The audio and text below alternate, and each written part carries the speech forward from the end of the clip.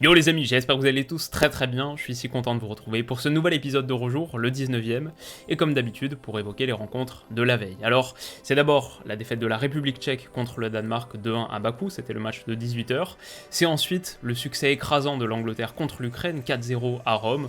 On a désormais la constitution de notre dernier carré, et sa composition, même si elle n'admet pas de surprise véritable, on va dire que sur ces quarts de finale, et a fortiori sur les quarts de finale d'hier soir, il n'y a pas eu de vraies grosses surprises.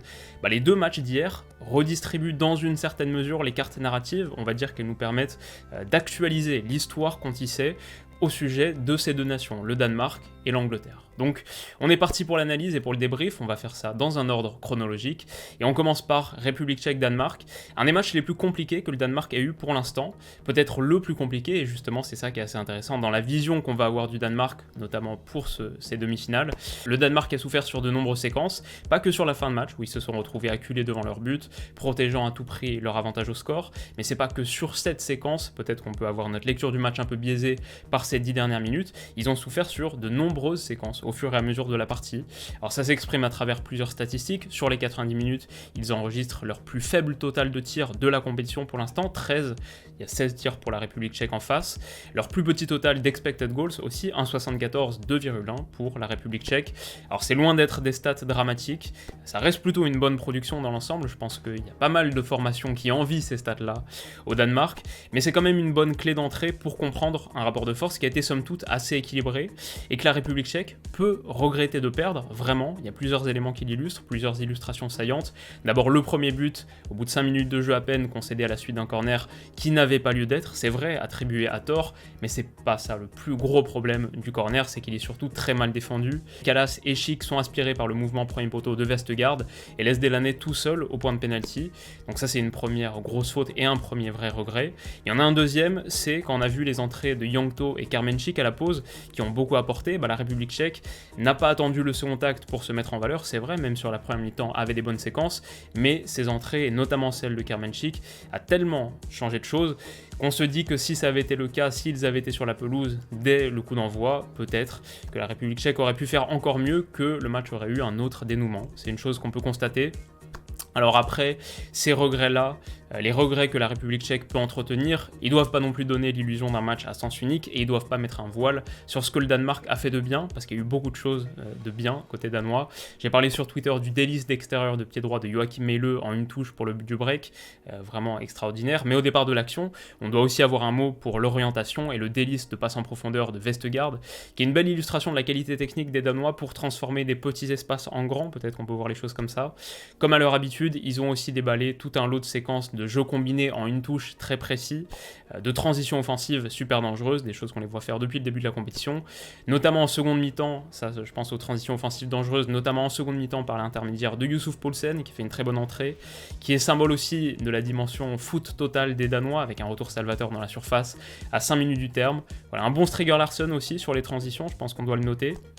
Mais globalement, l'histoire du match, pour moi, c'est que les Tchèques ont posé un vrai problème aux Danois, avec à nouveau ce marquage individuel sur les phases de relance, peut-être que vous l'avez noté, à nouveau ce qu'on avait souligné sur le match contre les Pays-Bas, qui avait totalement paralysé les Pays-Bas sur ces phases de relance, avec toujours aussi une débauche d'énergie phénoménale, surtout vu les conditions de jeu.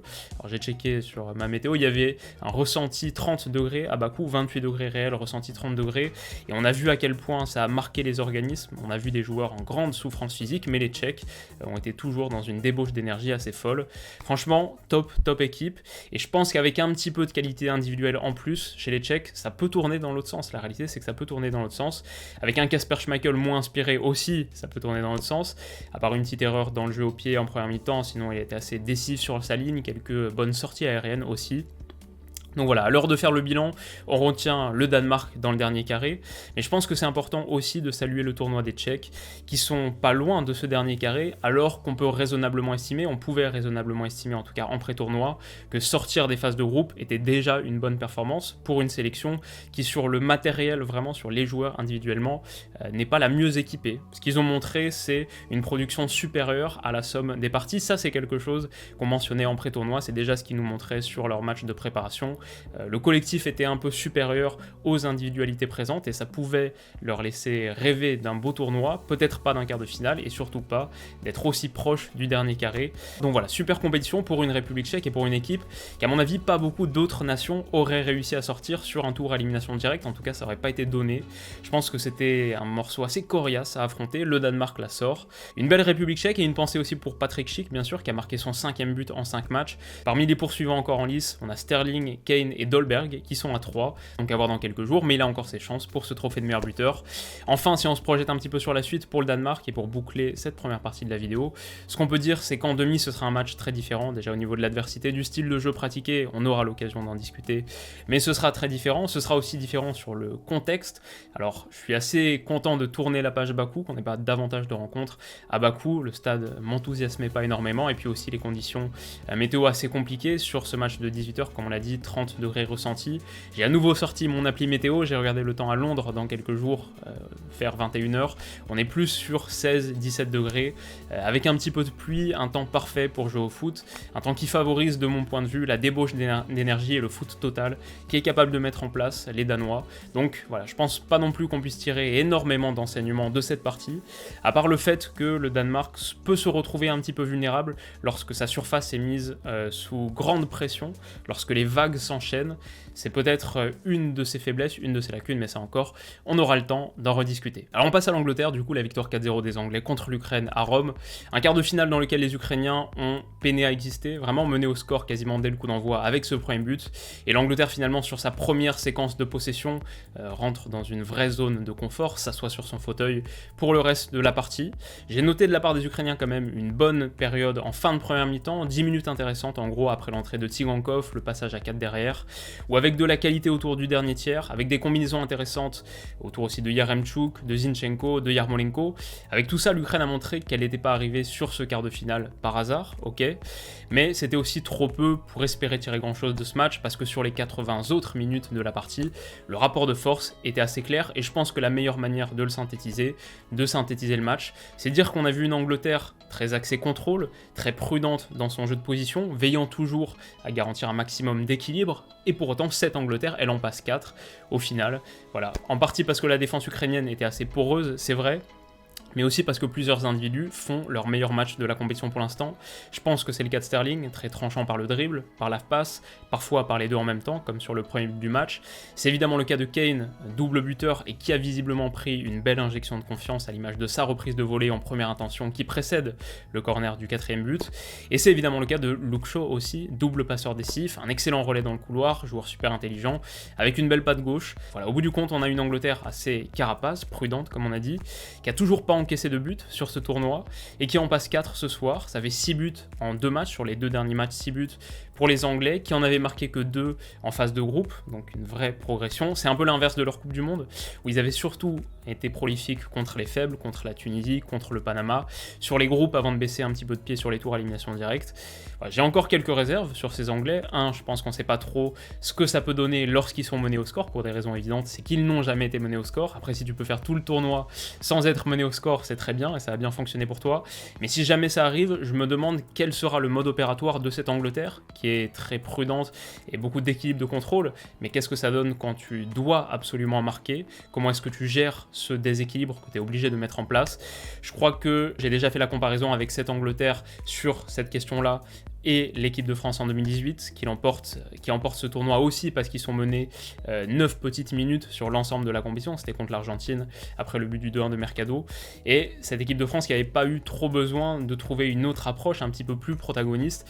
Qu'est-ce que ça donne si l'Angleterre se retrouve dans cette position, si au bout de 30 minutes de jeu, elle est menée 1-0 par le Danemark? Donc ça c'est pour ma première réserve. La deuxième, c'est quand même que le niveau d'adversité sur ce quart de finale était peut-être un petit peu trop réduit pour qu'on en tire beaucoup d'enseignements. On peut voir une Angleterre qui prend confiance, c'est certain, mais sur les enseignements, notamment au niveau terrain et jeu, peut-être qu'on va attendre le Danemark pour trop s'enflammer. Je sais pas ce que vous en pensez dans les commentaires, dites-moi. Mais voilà, c'est ma petite réserve supplémentaire. En attendant, on a quand même une Angleterre qui enchaîne sa performance de 2018 et qui enchaîne avec un second dernier carré. C'est la seule équipe qui était présente dans le dernier carré de la Coupe du Monde 2018 qui se retrouve à nouveau en demi-finale de l'Euro 2021. Ni la France, ni la Croatie, ni la Belgique peuvent dire de même. On a aussi une Angleterre qui fait le plein de confiance à Rome. C'est le cas de Kane, mais c'est aussi le cas de tout le monde. On a vu des attitudes sur la fin qui ne trompent pas.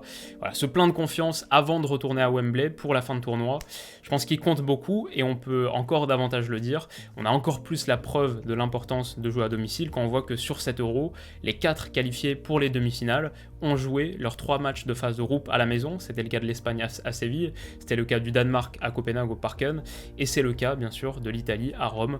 Voilà, ça aide de jouer à la maison, et l'Angleterre qui va désormais rentrer à Wembley pour la demi-finale, potentiellement aussi pour la finale, et qui a de bons souvenirs sur cette phase de groupe, va se retrouver dans une bonne posture.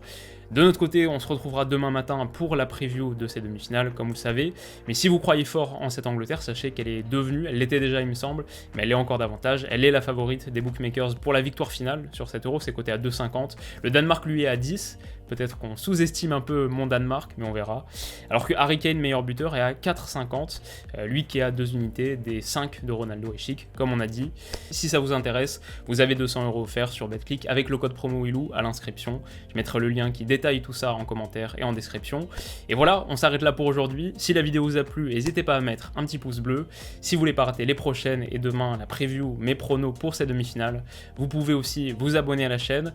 On se retrouve très vite. Prenez soin de vous, d'ici là comme d'habitude, passez une excellente journée, une très bonne soirée, et on se dit à bientôt, bisous.